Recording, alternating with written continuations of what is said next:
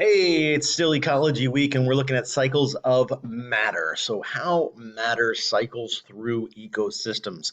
And you can see that there are a whole bunch of learning objectives that exist here. And I'm going to scroll this down because I cannot get this screencast-o-matic screen to be large enough to actually cover my whole screen. So, there you go, cycles of matter. And we've got all of those different content objectives that are going to go on and exist there. So boom, boom, boom, boom. Pause it as you need, but I'm going to move on. Chaka Khan. So we got recycling in the biosphere. Let me scroll that up so you can actually see the title.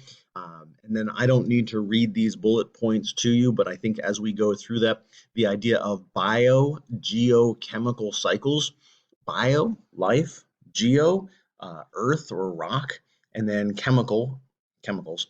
So as those things are cycling through our ecosystem, those are the types of elements that we need to be able to have that exist for these living things to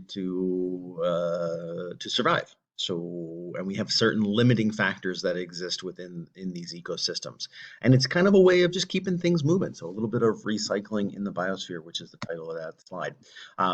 Then here are your causes, and there are 4 of them that cause these different types of recycling.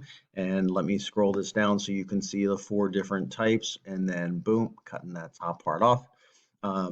Biological processes, geological, chemical, and physical, and then human activity. And I think we'll spend some time next week or the week after talking really in depth about some of these human activities.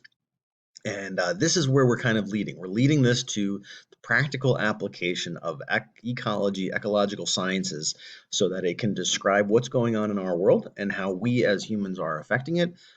And that is not a contested piece of science. We're not talking about, um, you know, the media trends or the science deniers that exist out there. We're talking about actual human activities that are well documented, and we know we're doing it. It's just, the effects that we're having as things are going around these ecosystems, especially affecting these nutrient cycles. So that's probably the longest I've ever spent on a single slide, but you can pause and jot down what you need from that. So the water cycle, I'm not going to spend any time with because you know the water cycle. You probably are humming that song in your head right now. But there you go. You can look at it right there and there. And the only one that might be different from what you learned in middle school is transpiration. But this is just the way in which water moves through an ecosystem. And I'm not gonna. That's it. I'm done. This title of the slide actually says nutrient cycles, and there you go, passing through that organism and passing through the ecosystems at the same time. Boom. Carbon cycle. So now we're into our first of the nutrient cycles. We've got the carbon cycle here, and the carbon cycle is that C that we talked about when we were doing photosynthesis, when we were doing cellular respiration, when we were doing organic compounds way back in like September, when we had the C6H12O6. Well, where does that C, that carbon come from? Well, the carbon cycle. And it is the backbone and the structure of these organic molecules that exist. Obviously, it's the way in which we're going to build our calcium deposits in our bones. We're going to have the raw material of carbon dioxide in photosynthesis for plants. And it's going to be all of those activities are kind of revolving around that. And as humans burning fossil fuels, although you're not doing very much of that right now because you're staying at home. So you're not really driving your cars around, so you're not burning all those fossil fuels. So we're going to change that. And I really do think if we are looking at some modern data of pollution changes, we're going to see some differences in terms of the amount of carbon dioxide, carbon monoxide, smog, and pollution that exists over some of these major industrial areas over the last 2 months since things have really kind of slowed down for us. So we're kind of heading into those human impacts.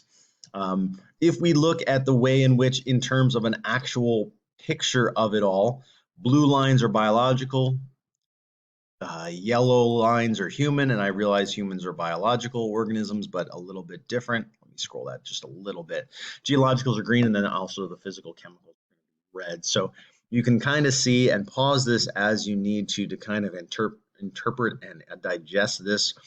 post a question if you have a question about this particular graphic of the carbon cycle and the way in which it goes. Let me roll this down so you can see the geological activity at the bottom turns the marine sediments into rock. I take the pointer here.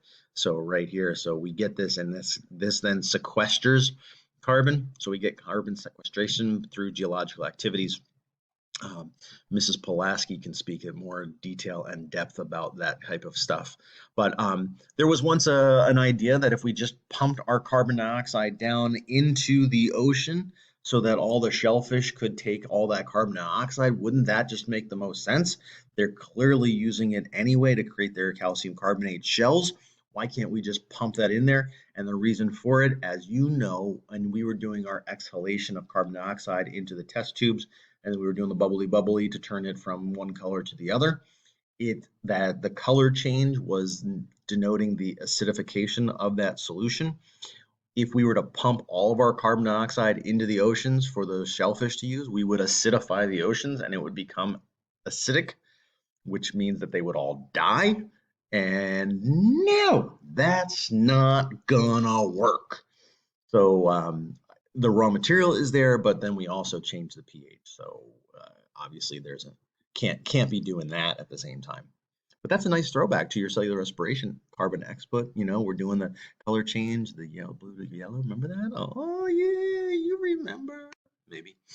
Nitrogen cycles. Let me scroll this up so we can see. It literally just says nitrogen cycle. And we do need this because this is where our proteins come into place. So we end up getting some proteins into place, and we can get those processes, and we include the nitrogen fixation, denitrification, so all of that in there as well. This goes into a little bit more detail in terms of what denitrification means and soil bacteria that are going to take it down there, and we can talk more in depth about legumes and how they are nitrogen fixing. They take it from the atmosphere, drop it into the soil. It becomes a limiting factor when you're trying to grow some plants. All right. Let's move on. You can pause that and come back at any time. This is what the nitrogen cycle looks like. Oh yeah, look at that bad boy. Same color coding in terms of biological, human, and physical chemicals with those colors. Looking at the fertilizer plants that we're generating, the crops, we get roots and bacteria that are doing it. Ooh, we get it into the aquatic ecosystems as well. It's being released as gases, and we get some nitrogen fixed by lightning. That's a really weird one to put in there, but it happens. And so you can kind of interpret that. Again, post any questions that you might have regarding this image underneath this video in the Google Classroom. Great, moving on.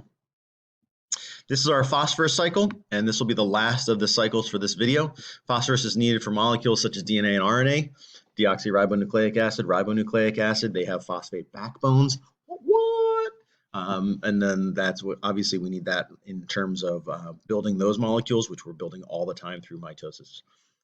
Get it? Right? Oh yeah, replication.